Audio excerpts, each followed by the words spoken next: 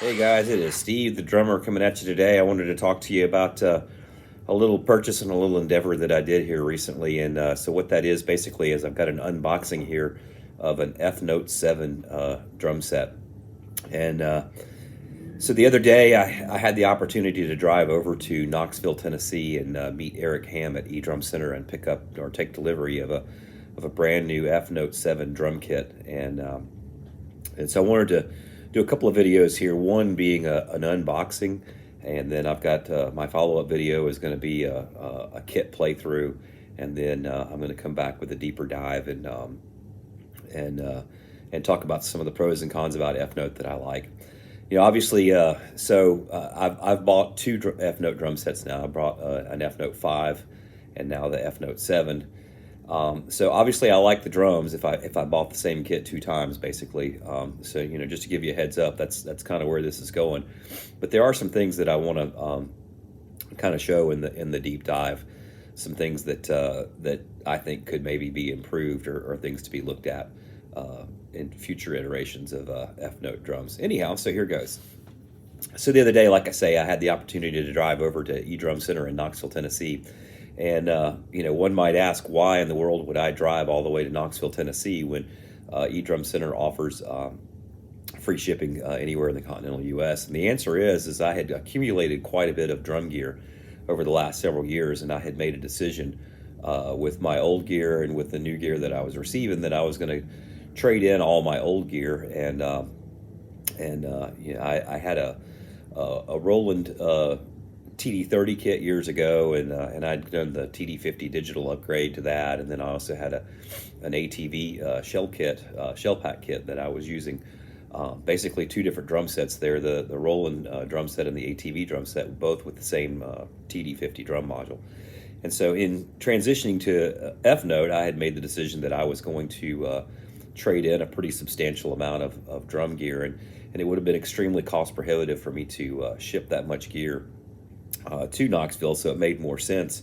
I drive a pretty fuel efficient car. It made much more sense to load all that stuff up in my car and drive it over there. It's about 270-ish miles. So altogether, I spent almost 12 hours in the car going and coming back in one day. And I had the opportunity to sit and talk with Eric for about an hour and a half or so while I was in Knoxville. And that's always a good time. Eric is a super, super nice guy, and obviously a very reliable purveyor of electronic drums and very knowledgeable about the products.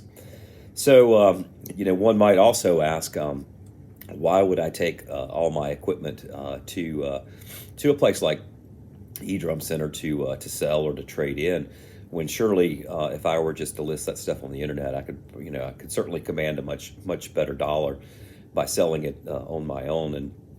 And I guess what I would say to that, because obviously if I sell it to Eric, then he's got to turn around and sell it at a profit.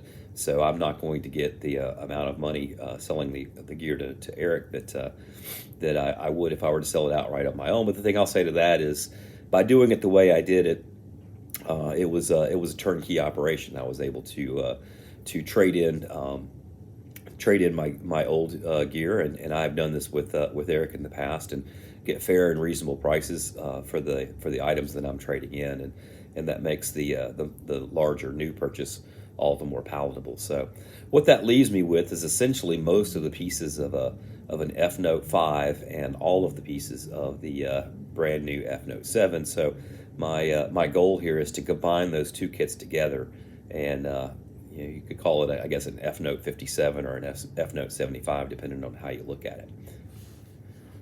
So out of the F Note 5 kit, I did trade in the 16-inch bass drum. I kind of thought through the pieces that were included in that kit. There's a 16-inch bass drum, a 10-inch rack tom, a 12-inch floor tom, 16-inch crash, 18-inch crash ride, and a splash cymbal, an 8-inch splash cymbal, and then of course the module. And so I kind of thought through each of the individual pieces and how would I want to put this together into one, kind of Frankenstein kit here. And I also wanted to leave myself plenty of backup options. So I kept the F Note 5 module to use as a backup. I kept the F Note hi-hats to use as a backup. I kept all the cymbals, some of which to use in the finished version of the new kit, and some of which to use as backups. And I kept the obviously I kept the rack tom. It complements the rest of the F Note 7 kit pretty well. The other thing that I did keep, and I kind of deliberate on whether it was the right decision or not, was I kept that 12-inch F Note floor tom. And like I say, my initial plan is to kind of hybrid these two kits together and use maybe like a 2-up, 2-down type of configuration. Use a 10 and 11 up top, and then maybe a 12 and a 15 down low. Now, the one thing I'll say is just very preliminary setting this kit up, because I got it home, and I had one day at home before I had to leave to go back to work, and I had one day at home to set it all up and play with it some, and kind of get a feel for the kit and what I thought and all. And so I have not included the 12-inch floor tom in the setup at this time, because one of the things that is just mind-blowing to me is how incredibly cool that 15-inch floor tom from the F Note 7 is. And right now, I don't want to move that thing. I want to keep it right next to me. It's just a great, super, super responsive floor tom. And so anyhow, there's a couple things about the kit. The 14-inch snare drum on the F Note 7 has 4 trigger sensors instead of 3. There's a couple of things that I'll dig into deeper on a later video, take a deeper dive. But anyhow, like I say, I just wanted to introduce my new drum set to you, F Note 57 or F Note 75, if you will, and like I say, look for some future videos with some kit playthroughs and more detailed information about the drum set. Thanks for stopping by. I hope you guys have a great day.